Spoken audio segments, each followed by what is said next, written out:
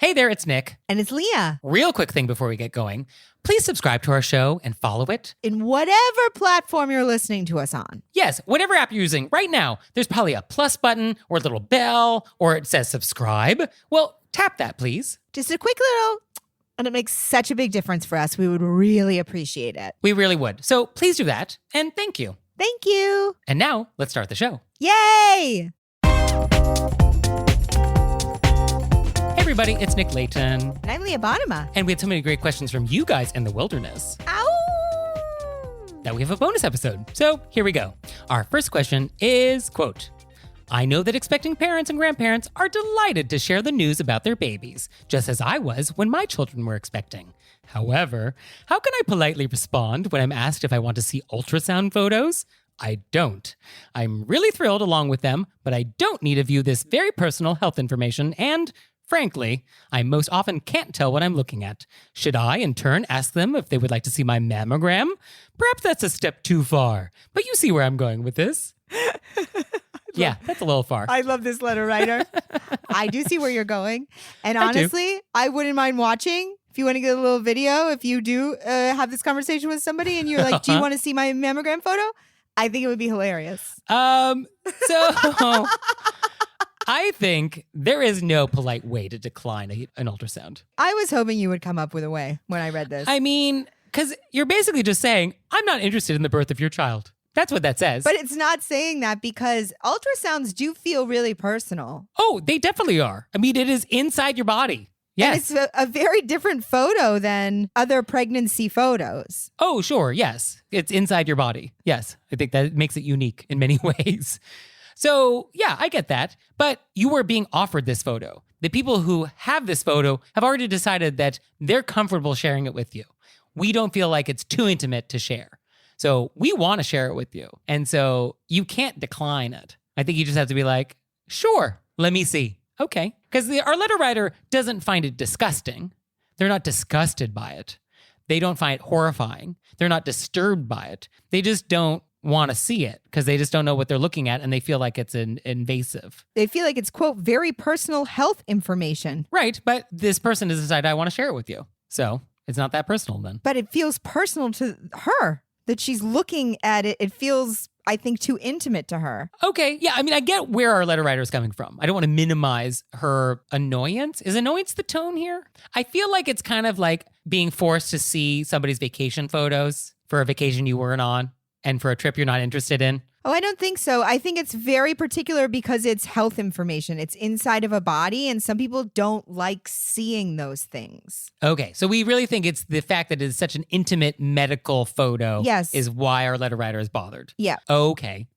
So then I guess if that is truly what we think, or that's the angle we want to use, then I guess the thing you could say was like, oh, I'm actually a bit squeamish when it comes to medical imagery, so I'd rather not.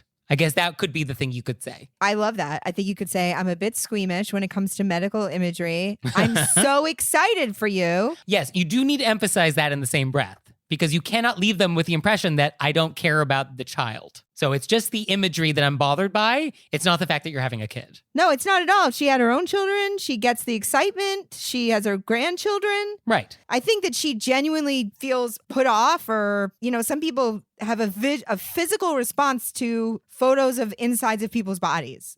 Okay. That's how I read this. Okay. So, I mean, if that really is how you feel about it, then I think you would actually want to have an honest reaction, which is like, I am not comfortable with intimate photos in other people's bodies. However, congratulations. Wow, amazing. And please keep me posted. Right. Yeah, I guess that would be what you would do. I do think it's going to cause a little bit of friction because those people are going to take it personally regardless. I mean, of course they are. Yeah. That is how this is going to sound. Yeah, it's going to be taken personally regardless. But I do think if that's a real reaction that you get, it feels too personal, that you're allowed to have that boundary. Yes. And I do want to just say, you should not be sharing your mammogram photos to people outside of your medical team. I think it's really funny, though. I love that this person wrote it in, knowing that it was a no, but they just wanted to throw that out there for us. I felt like it was a fun... Yeah, it's a fun detail. It's a fun visual, if you will. Yeah, it's a fun visual. Because, when like something, you don't know how to handle something, it throws you off. So you start thinking of the things like you wish you could do, but obviously never would. So I would just really appreciate that. So our next question is, quote, My issue is about people who not only love YouTube videos, but love showing them to you even more.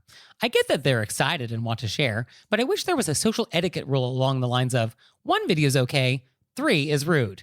Most of the time, I am forcing myself to watch 1 out of just caring for the person and not wanting to squash their excitement. But it is a painful experience, which then rarely stops after 1 because it's always, wait, you've just got to see this other one I saw the other day. And then I'm pulling out chunks of my hair. Maybe it's just me. Are they sending you the videos on email? That's how I read this. They're sending the videos on email or through Instagram DMs. I felt like this was like live. Like we're hanging out and I just whipped out my phone and I was like, oh, check out this video. Oh, really? I never would have guessed that. I mean, that's a thing that happens. It's never happened to me. Because if you text me a YouTube video, I mean, if you text me 3, I'm not bothered by 3 little boxes in my inbox. Well, I think this art letter writer, as a possibility, if that's what it was, felt like they had to watch all 3, come back with comments on them. Okay. I mean, I guess you could feel obligated. I mean, you can watch 2 seconds of it, or you can just double tap and do a thumbs up on it and not watch it. That's fine. I mean, rarely is there going to be follow-up from the person and be like, oh, what did you think about minute 67 of this YouTube video? Let's discuss that moment. So I think it's probably fine. No, I think this is like live in the flesh. Oh, I think if it's live in the flesh, which actually hasn't happened to me, I think you're free to be like... You've never had this where somebody's like, oh, I got to show you this video? No. Really? Oh my gosh. Story of my life. I think if somebody did that and then there was a second video, I'd be like, send it to me. Let me watch it at home. Yeah, that is the solution. We're hanging out now and I just want to chat, but I'll watch it later. Yeah, text it to me. Yeah, and I think that would be the solution if this is live. Like, I'll watch 1 and I'll watch a few seconds of it and then I'll be like, oh my gosh, this is so great. And then, yeah, for any subsequent, if it's like, oh, text it to me. Yeah. And then lean into it being because you want to use this time to hang or whatever. Quality time with you here right now. Yeah. But if it's via text and our person is bothered by it, then what are you supposed to do? I like what you just said. You don't have to watch it. Yeah, I think you don't have to watch it if it's via text. Just say you did. Or you don't even have to say you did because I understand feeling like... Oh, that's deceit. Okay. And I do understand when people send you videos and you feel like, I got to watch all these right now. I think you can tell people, oh, thanks for sending. I can't watch it right now. Yes, you should acknowledge receipt. Like, oh, thank you. Awesome. And then, yeah, then if you get to it or you don't, I guess that's up to you. Yeah, I think that's totally fine. That's really fine. But yeah, should there be a rule? 1 is okay, 3 is not? Is there a number? I didn't know this was happening, I guess. But I mean, maybe there are friend groups in which people sit around and watch videos all the time and everybody loves it. That is definitely happening. Yes. And I think if you're the person that has a video that you want to share, I think you should be mindful of people's time. So make sure it's really a good video. Curate. Make sure it's actually worth my time right now. And then also make sure I don't have to watch the whole thing. Like if there's a moment that's key, let's cue that up. And also don't make me watch to the end. I do not need to ever see the entire YouTube video. So those are some pro tips if you're going to take my time with the video on your phone. I think you can also be like, hey, I wanted to show this video to you. Do you mind? It's 90 seconds. Asking for permission. I like that. Yes. See if it's okay. Although 90 seconds, do you know how long 90 seconds is? Oh, I know exactly how long 90 seconds 90 seconds is a long time. We're halfway through the show in 90 seconds. 90 seconds, you should have had 3 punchlines. Yeah, absolutely. So, I mean, in 90 seconds, this is forever if it's a bad YouTube video. So, curate. That's my advice. I love it. Our next question is, quote, when writing an internal email to all the staff of an organization, what should the salutation be? I love that because I assume that they want it to be serious and not like a, hey, what's up, everybody? Hands up emoji. Yeah. Yes, I think we're assuming we want to be professional. I'm sensing that the question is about what is the correct professional thing to write for a serious organization that does business. So I feel like that's the parameters that I'm operating under. I like a dear team, or dear finance department, or hello all. I think all of those are kind of neutral and fine. I think hello all I like. It's a bit warmer. I think you could even say, dear name of the organization team. Okay. Dear Acme Widget Corp team. Yeah. Okay. Yeah, that's fine. I think what we don't want to do, I think, is use emoji or be like, hey. Or hi with like 7 eyes and 6 exclamation points. Also frowned upon, right? I think hello all is a slightly more casual. but still completely professional. And I like a dear blank team. Yeah, I think a dear blank team, dear colleagues, dear whatever department this is. And I think colon is nice. It's a little colder. So like if it's a dear team, colon is a little colder than dear team, comma. So I think you want to be mindful of like, how much warmth do you want with this punctuation? Ooh. Or there's a dash.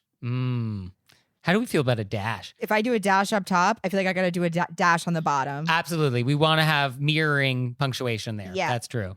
Yep. And actually, in my handwritten correspondence, I use a dash. So like, Dear Leah, dash. And then at the end, dash. Okay, so I think we answered this. Yeah. Yeah, and I like that you pointed that out. I wouldn't have thought about it, but colon is significantly more cold than a comma. Yes, although period would take it up a notch. Dear accounting department, period. Or at this point, you could just put team in quotation marks.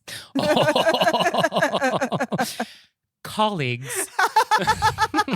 Nick just air quoted in case you couldn't catch it from his voice.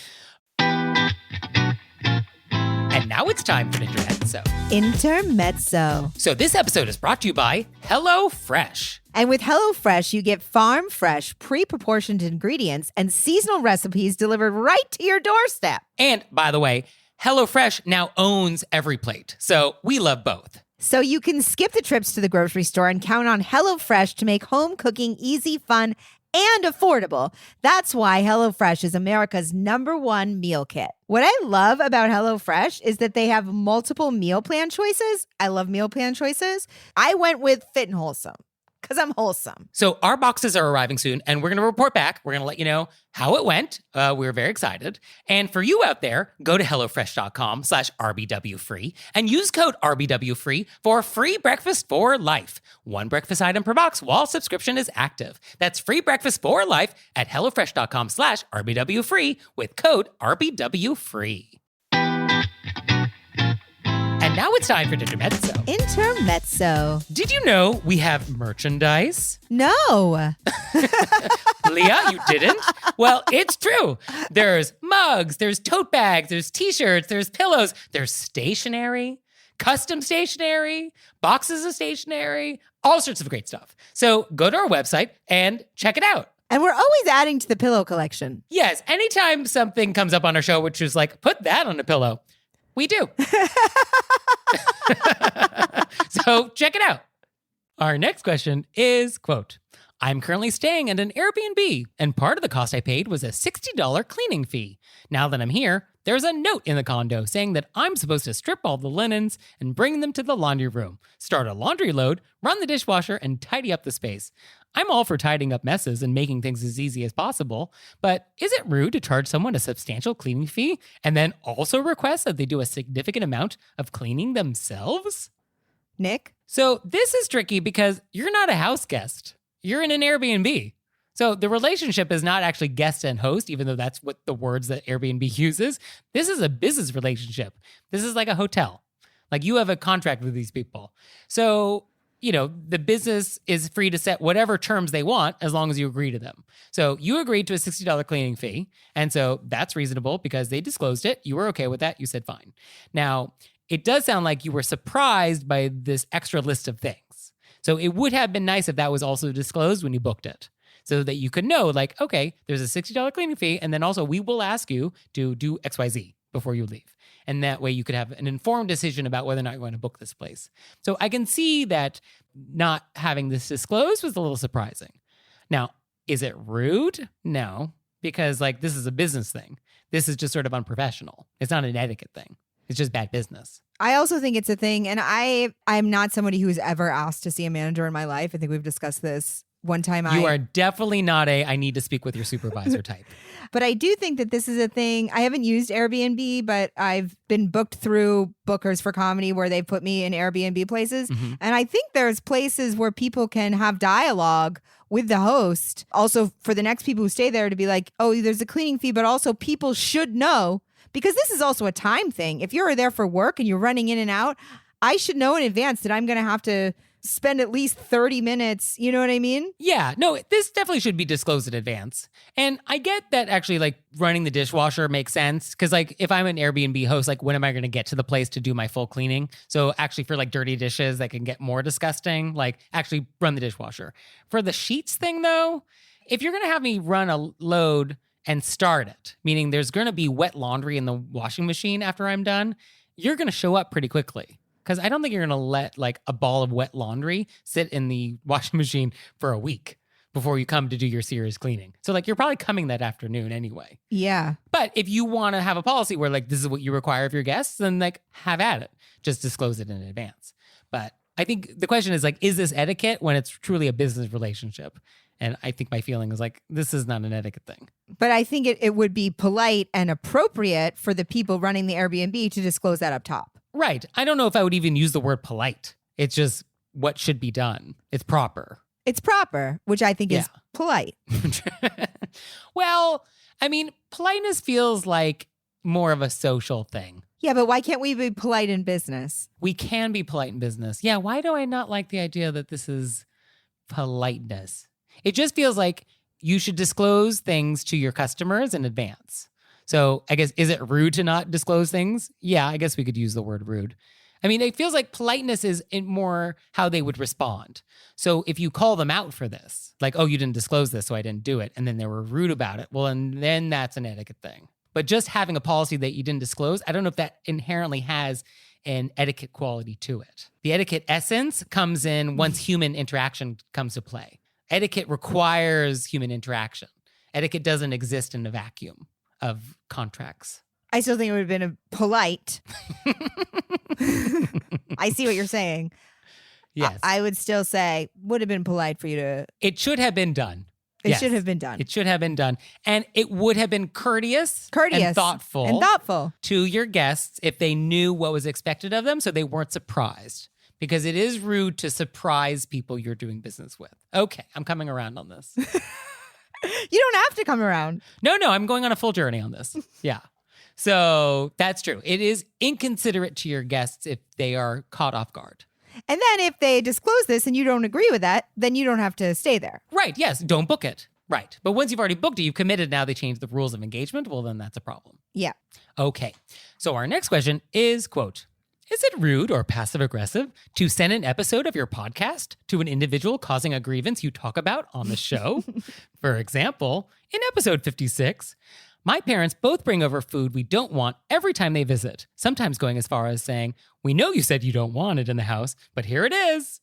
On that episode, you also address that whenever they want to force an activity on us, they ask an open-ended, what are you doing on Tuesday? When we already see them 3 or 4 times a week, and it doesn't give us an out if we're burnt out on hosting. I'm so tempted to just send that episode to them so that we might be free of the constant flow of unwanted food and the ominous requests for more visits than we can handle.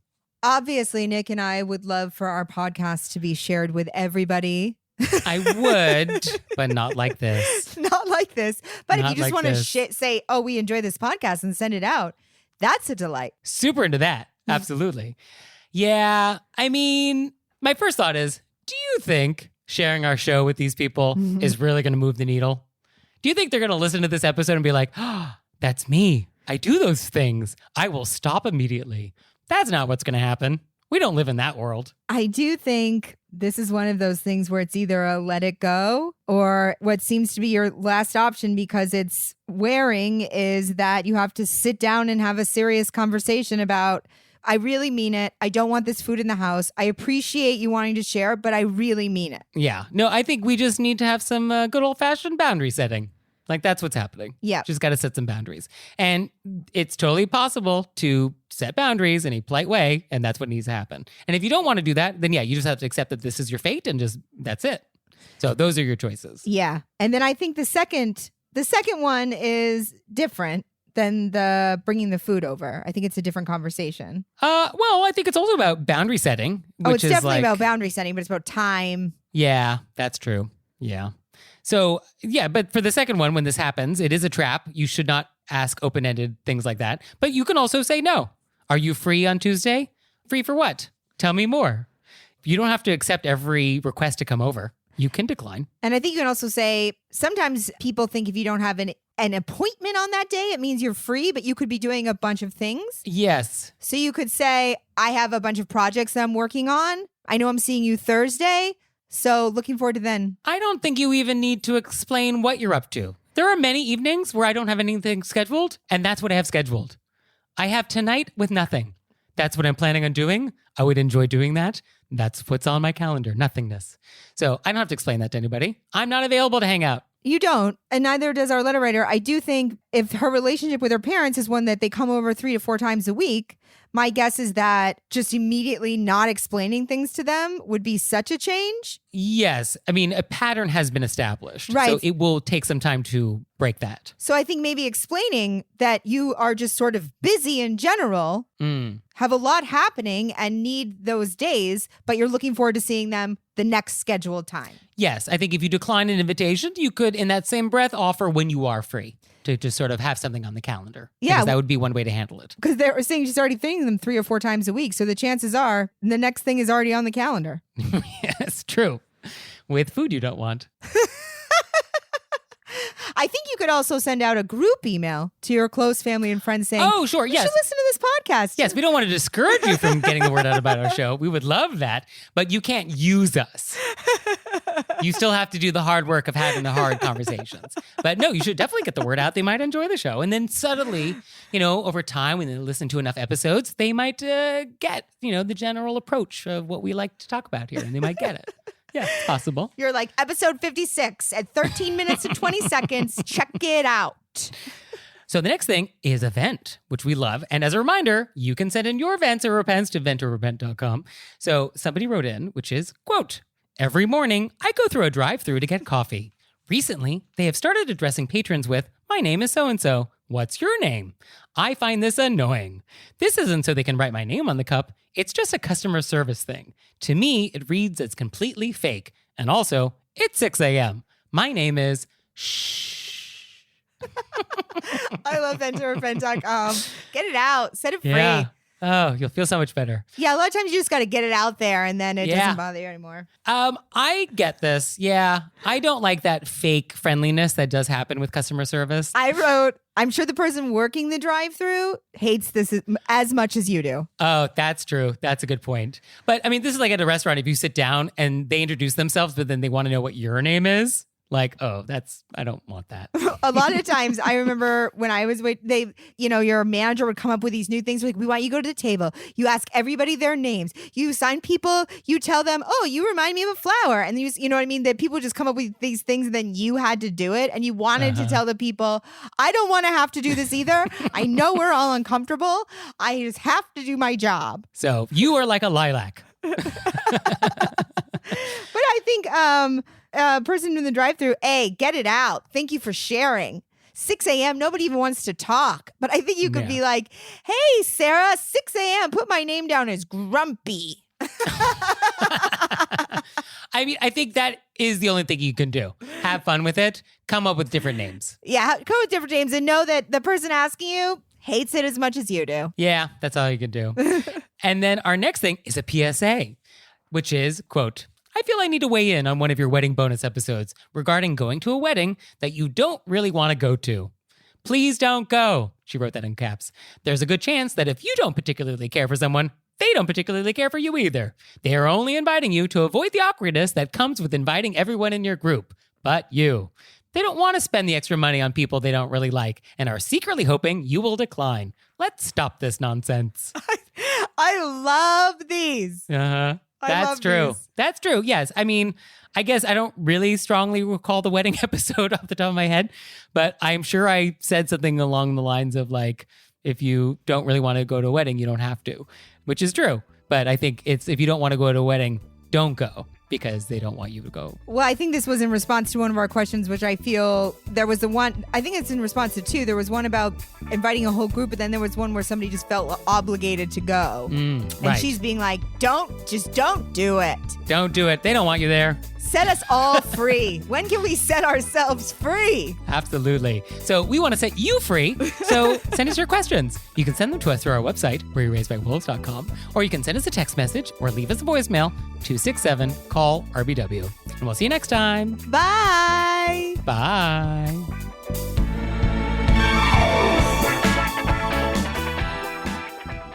Oh, Leah, one more thing. What? Have you signed up for Patreon yet? I have. Me too. You out there, have you signed up for Patreon yet? No? Well, go to our website, wereraisedbywolves.com, click on monthly membership, check it out, because we would really appreciate it if you'd support our show. We love your support. We would. So please do that, and we'll see you next time. Bye. Bye.